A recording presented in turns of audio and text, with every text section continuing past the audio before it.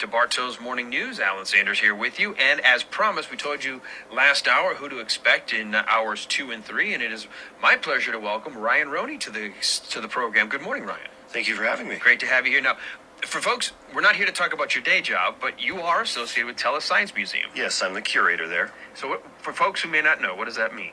So all the items you see on exhibit, I help acquire those items and take care of those items. So you technically you curate the museum then. Exactly. That's a great place. I love TELUS. But you do something on the side. Yes. And that's what we're here to talk about today. Yeah. As a member of the Church of Jesus Christ of Latter-day Saints, our congregation and the neighboring congregations have started an initiative of an English class that we're going to be offering to the community for free. Actually, we're already offering that to the community. So when I said going to the break about helping people whose English may not be their primary language, that's really what you're catering toward. Yes. We have a lot of students who have been in the country for many years and speak a little bit of English, and we're helping them improve their English. And we even have some students who speak very little English that are now increasing that capacity.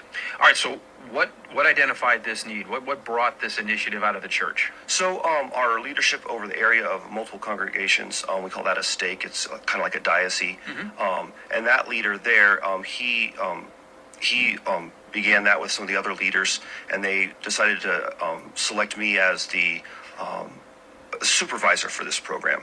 We actually have a group of 14 to 16 volunteer instructors who rotate through the weeks, and they come, and all of them are bilingual in different languages, not just Spanish. Some are native Spanish speakers who have learned English and have been in the country for many years. Others, as Latter-day Saints, were missionaries and learned Spanish, French, Korean, all sorts of different languages. And so we all have that experience of second language learning. I myself have learned 3 different languages aside from English.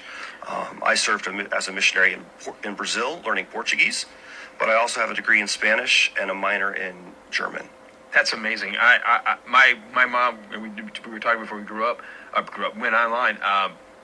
I grew up where she just didn't speak French at all. She came from Montreal, so she was, Canadian, French Canadian speaking. She can still to this day do it, but I never learned it, and I tried so hard. But it's almost like I reached a point where by the time I tried to learn it, I either didn't have enough time to focus on it, or I just didn't have that aptitude, because I suck at math too. So I know that there's a link between math and languages. So I am always amazed by people who can learn not just another language, but multiple. Well, one of the things that people don't realize is they speak a language. That means they're a language learner. Everyone has that capacity to learn another language. Have you heard me speak? But a lot of times it is that opportunity and motivation. Right. And I see the motivation in our students, and what we're providing is that opportunity. All right. Well, how do you go about doing that for someone? What's the process for teaching teaching English to, especially if it's a class of multiple languages? So, the students who are coming to the class right now, we are reviewing with them. They're at different levels, but we're reviewing with all of them together just the pronunciation of the language and going through. We've only been in this class for 6 or 7 weeks, and I even had a student last week she's a very good speaker of English, but she said she's noticed an improvement in her own pronunciation just with this review. And one of the things that we're doing is we're encouraging the better speakers to help the speakers with lower skills. In time, we hope to actually separate the groups into multiple levels and be able to assess our students' levels. But right now, we just have everyone together, and we're learning and practicing. And one of the things that we're working on is not just here's the bits of the language for you to digest and improve on. We're also trying to teach them the skills to be active language learners on their own. And one of the first things we do before we even get into any prepared lesson is we ask them, what challenges have you had with English, or to those Spanish-speaking students, ¿Qué desafíos has tenido con inglés this week, And they tell us the problems they've had and the miscommunications that they've encountered, and we just go over the words that they could have used or the grammar that they were messing up on, and that's not concurrent with any set lesson. It's what's immediately needed.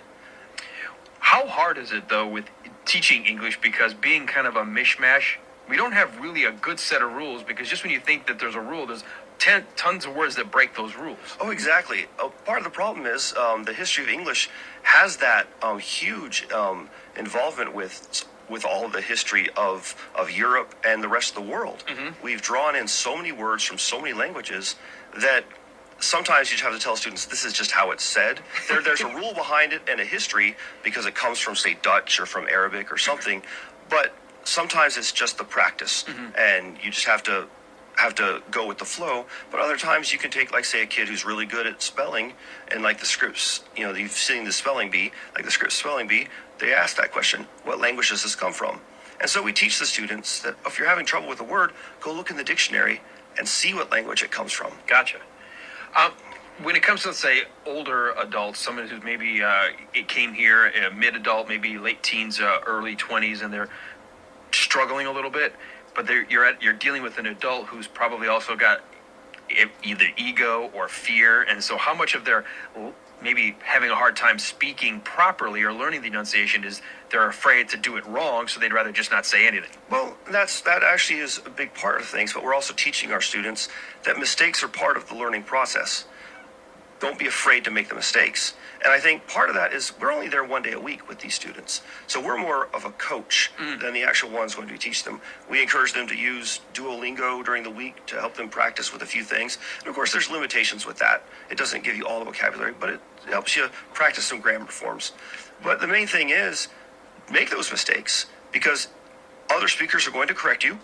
And that's not anything wrong, and they're not criticizing you. That's the opportunity to learn. You have to ask, how do you say that? What did I say wrong? And that's part of also what we're doing, is we're encouraging and teaching these students those processes and how to get over themselves. We're here with Ryan Roney. We're talking about an initiative out of the Church of Latter-day Saints trying to provide some coaching and additional maybe direction for folks whose English isn't their primary language and they'd like to get either a little bit better at it, maybe they want to polish it up, maybe they want to, maybe just, for the first time they're trying to learn English. We'll talk a little bit more about how you can get involved if you're interested, or if you've got somebody who might benefit from this. We'll learn where you can go to get those details when we come back.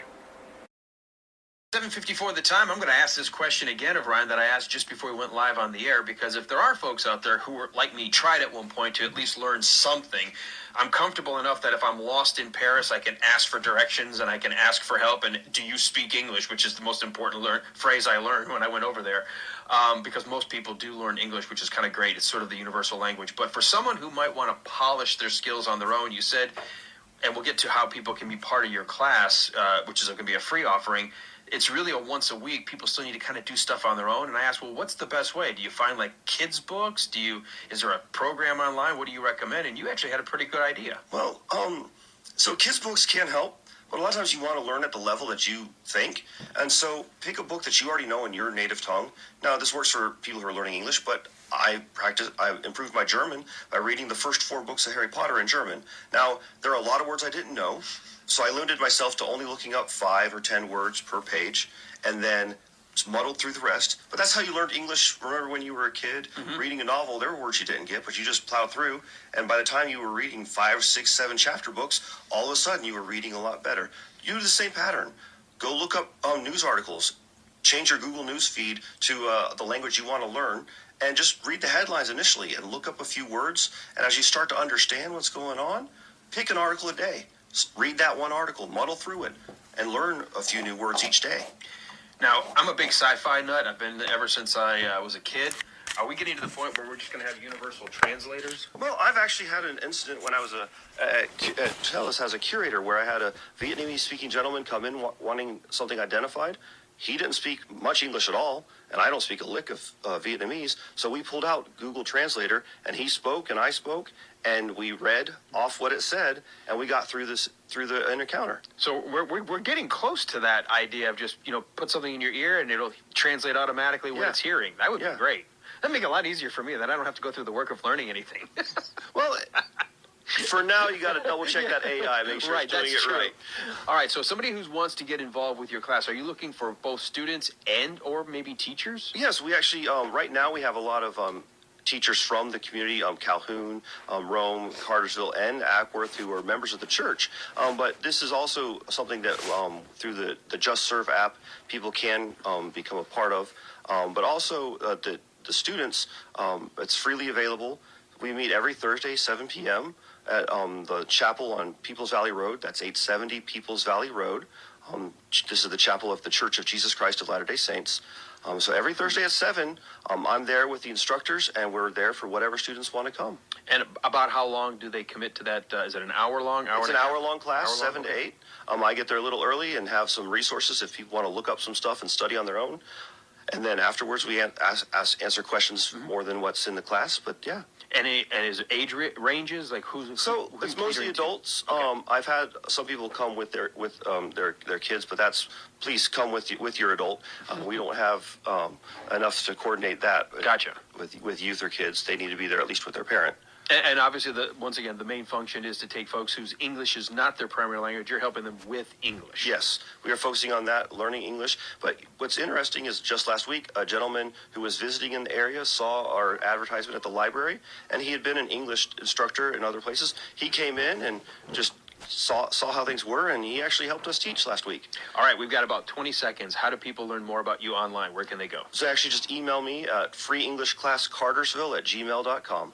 That's easy enough. Ryan, great having you in studios. We'll have to have you back here pretty soon. Thank you. All right, that's going to wrap up hour 2. We've got another hour.